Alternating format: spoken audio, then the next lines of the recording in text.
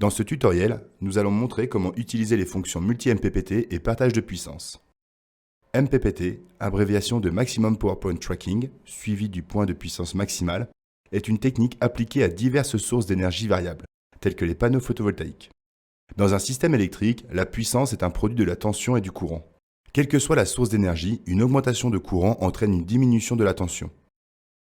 Inversement, une diminution du courant entraîne une augmentation de la tension. Essentiellement, le fait de tirer trop ou pas assez de courant des panneaux solaires entraîne une production d'énergie limitée.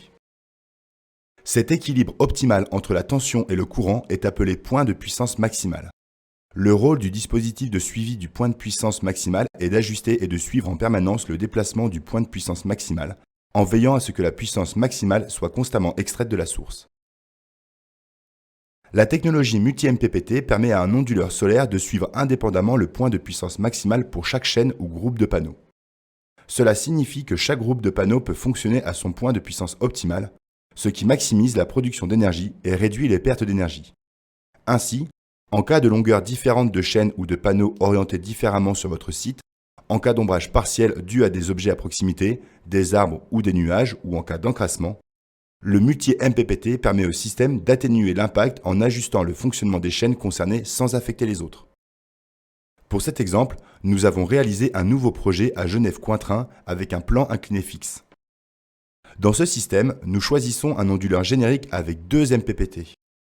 Par défaut, PV6 suppose qu'un onduleur avec 2 entrées MPPT se comporte comme 2 onduleurs identiques de la moitié de la puissance. C'est-à-dire que chaque entrée MPPT aura une puissance nominale de la moitié de la puissance de l'onduleur complet. La même logique est appliquée à n'importe quel nombre d'entrées MPPT. Cependant, pendant le fonctionnement, les onduleurs réels ont la possibilité de partager la puissance nominale totale de sortie entre différentes entrées MPPT. Ceci sera fait en utilisant la fonction de partage de la puissance. Le partage de la puissance générée par chaque MPPT entre plusieurs chaînes ou groupes de panneaux permet d'éviter que certaines chaînes ne soient surchargées alors que d'autres sont sous-performantes, ce qui permet de maintenir l'équilibre général et l'efficacité du système. Dans le premier sous-champ, nous définissons 17 modules en série et une chaîne. Vous devez assurer que dans chaque sous-champ, le nombre de chaînes est un multiple du nombre d'entrées MPPT. Par exemple, évitez de mélanger un string et 2 strings sur des MPPT différents. En effet, le partage de puissance du modèle PV6 agit entre les sous-champs, mais pas dans un même sous-champ. En copiant le premier sous-champ, nous pouvons simplement modifier le nombre de modules et de chaînes pour obtenir 2 chaînes avec 15 modules. Dans cet exemple, le deuxième MPPT est légèrement sous-dimensionné et nous risquons des pertes de surpuissance, alors que dans le premier sous-champ, pour la deuxième entrée MPPT, l'onduleur est légèrement surdimensionné. Si l'onduleur a la capacité de passer une partie de la puissance nominale entre les entrées MPPT, cela peut être configuré dans la fenêtre « Partage de la puissance ».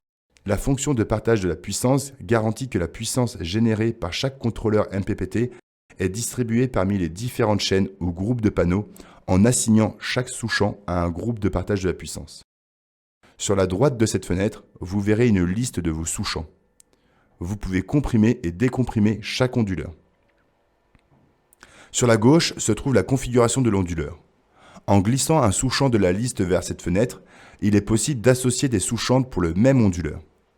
Un résumé des caractéristiques des sous-champs apparaîtra, y compris le nombre de MPPT, la puissance nominale au MPPT spécifique, le pourcentage de la puissance nominale totale de l'onduleur, la puissance PV installée dans le sous-champ, ainsi que le rapport de puissance nominale dans le sous-champ. Les sous-champs contenus dans une même configuration pourront partager leur puissance. Si le nombre de MPPT dans une configuration n'est pas un multiple du nombre d'entrées MPPT de l'onduleur, un message d'erreur apparaît. En glissant les 2 sous-champs vers une configuration, nous avons défini un onduleur complet. Le partage de la puissance sera équilibré automatiquement si l'option Auto égale Pnom est cochée. Vous avez également la possibilité d'équilibrer et ou d'ajuster manuellement la puissance attribuée à chaque sous-réseau. Si vous décochez cette option, en cliquant sur l'icône de poids, le rapport Pnom est équilibré et en cliquant sur la gomme, le rapport Pnom est réinitialisé.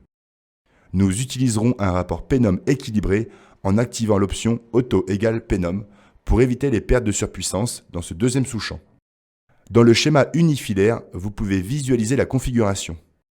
Le partage de la surpuissance est bien respecté et la LED est active.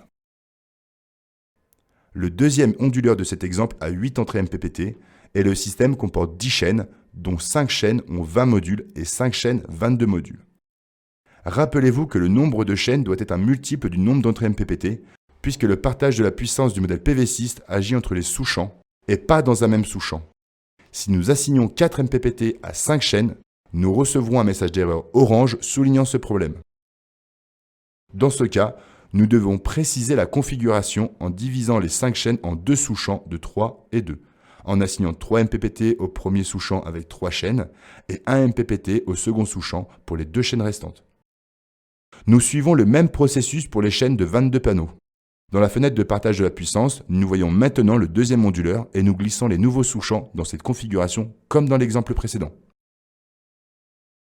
Si nous avons plusieurs onduleurs avec la même configuration, le nombre de chaînes et de MPPT peut être multiplié par le nombre d'onduleurs et être assigné à la même configuration dans la fenêtre de partage de puissance. En ouvrant le partage de la puissance, nous pouvons équilibrer le rapport P-nom comme dans l'exemple précédent. Si le même onduleur est utilisé avec une autre configuration, par exemple 6 chaînes sur 6 MPPT et 4 chaînes sur 2 MPPT, celles-ci doivent être séparées dans une deuxième configuration. Marquez l'onduleur et cliquez sur l'icône « Plus ». Vous pouvez supprimer une configuration en utilisant l'icône de la corbeille et changer l'ordre dans la liste en utilisant les flèches. Dans le résumé du système global, nous pouvons voir que 4 onduleurs complets ont été définis au total.